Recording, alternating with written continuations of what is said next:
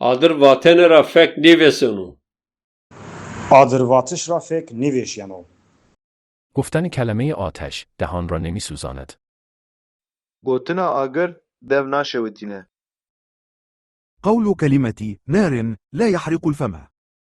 האמירה אש אינה שורפת את הפה.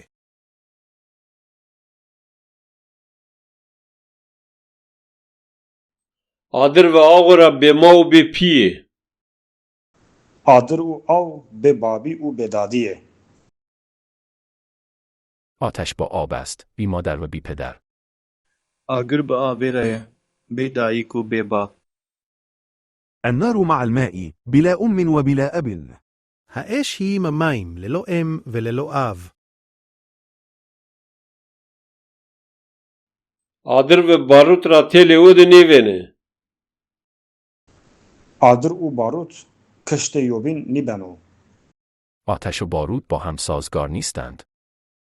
آگر و باروت لهو ناین.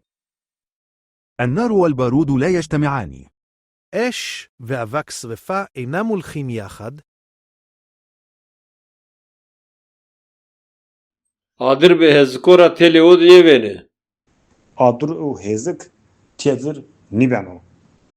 آتش و بوتهزار با هم سازگار نیستند. آگر و چیل و جو به هوره باش لهو ناین. النار والأحراش لا يجتمعان على خير. אש וזרדים אינם יכולים לדור בכפיפה אחת. Adır verda geme husanıt zime. آدر وردا دارستان و قشکیک پشت خدا زمن.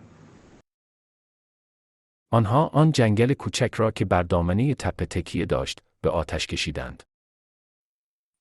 وان آگر بردا دارستانا بچوک او لکره کچیه درش دبو. أضرموا النار في الغابة الصغيرة كانت تميل على المنحدر. הם הציתו את היער הקטן, הוא נשען על המדרון.